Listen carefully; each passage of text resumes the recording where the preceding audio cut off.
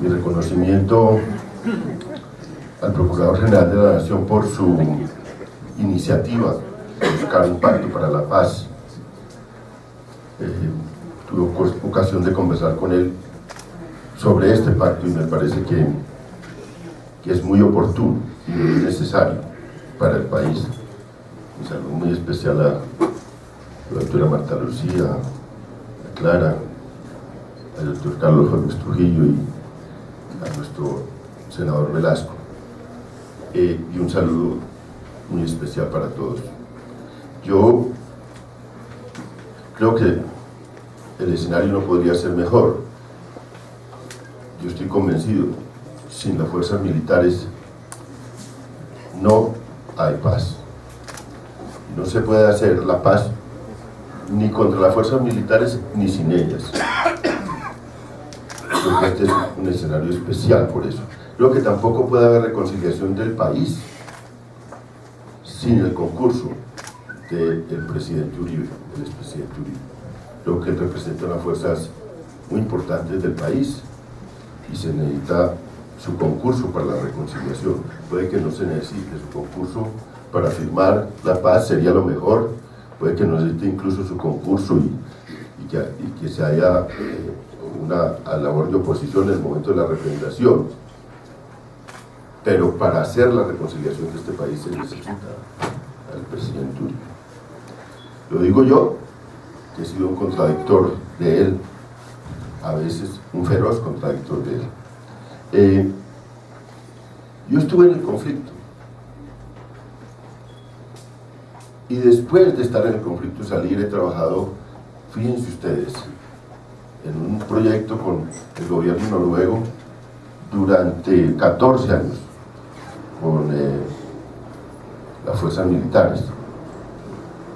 Conozco a la mayoría de los generales por unos conversatorios que hemos hecho con fuerzas militares y con el curso de ascenso de coroneles a generales y con la cúpula. Puedo decir, por esos eventos pasaron 1100 actos oficiales durante estos 14 años y conozco ese mundo. Me impresionó, después de estar en la orilla del conflicto armado de las fuerzas insurgentes, conocer de primera mano, con diálogos a veces apasionados y candentes con las fuerzas militares, cuando ahora designaron al general Flores para estar en la mesa, en una subcomisión, pactando lo que es este tramo final de las negociaciones de paz, la demolición y el desarme. Yo creo que las fuerzas militares en ese general y el país pueden estar muy bien representados. Lo conocí a él no solo con una actitud muy crítica frente a las negociaciones de paz, sino incluso con una posición personal muy distante de cualquiera que tuviera una posición. Me cuentan que ahora el general Flores, vestido a veces de Berfit, ya pues está más diplomático, pero ese si era alguien de acá, duro. Con el general Mora, que me lo encontré recién, lo habían nombrado para su trabajo en la comisión negociadora del gobierno. Le pregunté, general, ¿y usted qué le dicen? Dijo, no, León, me dicen todos que sea muy diplomático, es el consejo que me dan, porque yo estuve con él muchas veces en estos trabajos para hacer estos conversatorios. Estuve una vez en su oficina y sé pues de la radicalidad fuerte de él frente no solo a la insurgencia, sino frente a tratos o negociaciones. Yo siento que estamos en un momento, de quiebre histórico, un momento en el que el país puede cambiar dramáticamente, y estoy muy feliz de vivir este momento. Yo esperé mucho tiempo que estas insurgencias pudieran declinar las armas. Como yo estuve en ellas, sé el dolor de eso. Yo salí hace 23 años del ELN, me demoré 3 años para hacer una negociación y negocié en el 94. Llevo 20 años afuera, no tengo ninguna solidaridad con las acciones de las guerrillas. Ninguna. Me retiré precisamente con una crítica profunda a la violencia, no solo no creía que ese no era camino en el momento en que retire para llegar al poder, sino, aún esto más dramático, aún tenía la crítica de que si alguna vez hubiésemos llegado al poder, ese poder no nos iba a traer una aventura, una gran ventura para el país. Todos los poderes que nacen de las armas tienen un filo antidemocrático enorme. Entonces, no tengo ninguna solidaridad con ellos y he sido más optimista sobre el proceso de paz que el mismo gobierno Santos. ¿Por qué? Porque yo conozco la guerrilla por dentro, la viví y después me dediqué a estudiar cada pasito que daban, cada línea, en una labor que no es muy atractiva, porque si uno en su juventud se está en el conflicto y después en su edad adulta se dedica a tratar de desmontar ese conflicto, no es una vida envidiable. Yo fundé una broma, pero la inscribí ante Cámara de Comercio, una asociación que se llama Asociación de Víctimas de Nuestro Propio Invento, ASOVIN. Es que esto le ha causado mucho daño al país. Pero estamos en un momento crucial y por eso es que es muy oportuno discutir sobre un pacto para la paz. Pero hay que discutir con realismo sobre un pacto para la paz, con realismo. Y el realismo tiene que ver de los dos lados. Si Santos y el gobierno de Unidad Nacional no se preocupan por tender puentes para unos acuerdos mínimos sobre este proceso de paz, creo que es un error muy grave de ellos. Creo que es un error muy grave de ellos. Así tengan la legitimidad para acordarse, porque ganaron las elecciones. Y ganaron unas elecciones donde se estaba discutiendo específicamente eso. Nada de las otras discusiones tuvieron ninguna importancia. Se estaba discutiendo sobre el tema de la naturaleza de la paz que iban a firmar. Y ellos ganaron proponiendo una naturaleza de la paz que iban a firmar. O sea, no podemos engañar. Santos defendió un proyecto de paz, de negociaciones allá, y lo llevó y lo sometió a consideración popular y ganó como se ganan las democracias, a veces por mucho, a veces por poco. Esta vez ganó por poco y estuvo a punto de perder esas elecciones. La ganó con un proyecto de él, de cómo hacer la paz, y la gente le refrendó ese proyecto.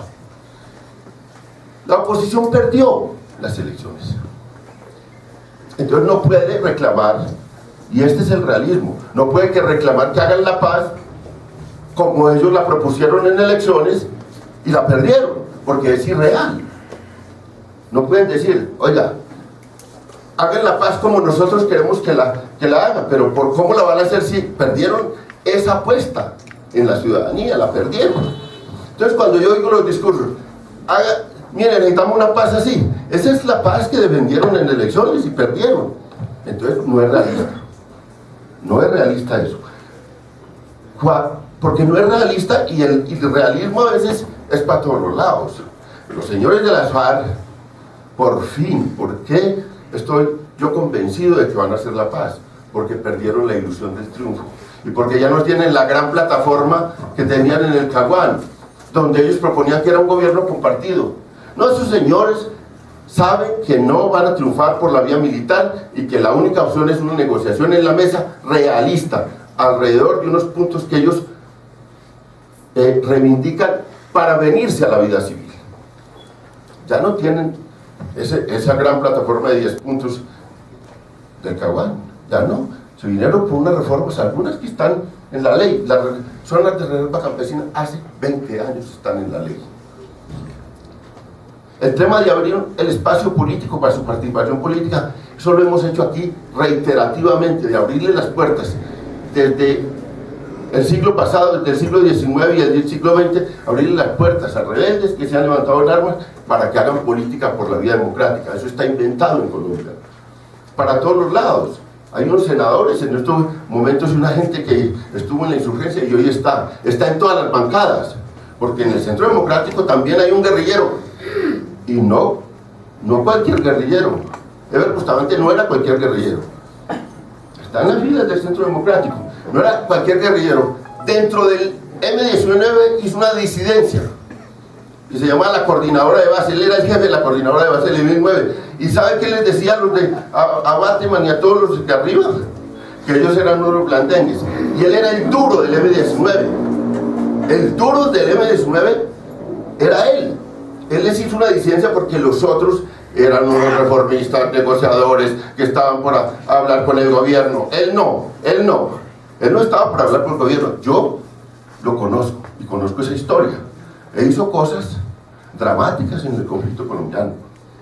Está en las filas del Centro Democrático, es senador del Centro Democrático. Eso está inventado de hacer política. También al M19 se le dan muchas críticas. Ahora se dice, es que las FARC han cometido las grandes cosas horribles. Sí. ¿Quién defiende a las FARC? Nadie. Pero así decíamos también del M19. Es que cuando empezó a negociar la paz, estaba muy cerquita la toma del Palacio de Justicia. Esa es una herida impresionante en la vida colombiana. Y el país tuvo la generosidad, no solo de acoger a esos señores que acaban de tomarse el Palacio de Justicia, y que en una réplica del Estado, y entre ellos, pues se fue a una Corte Suprema de lujo del país. Vino a La Paz, firmó el acuerdo y obtuvieron una votación impresionante de la constituyente. Navarro llegó a tener la mayoría en las encuestas en un momento de la campaña presidencial de Navarro. La gente en Colombia es generosa con los procesos. Y también entonces tenemos que considerar eso.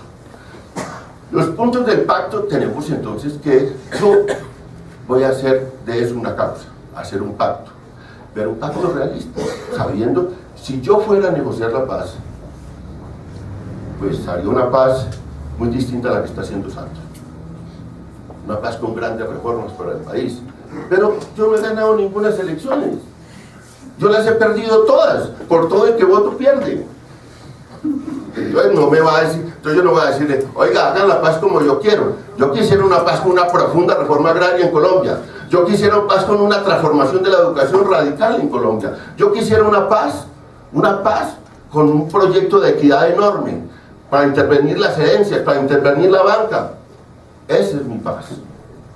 Pero no me la van a copiar nadie. Si yo no he ganado ninguna elecciones, ¿dónde voy a ganar eso?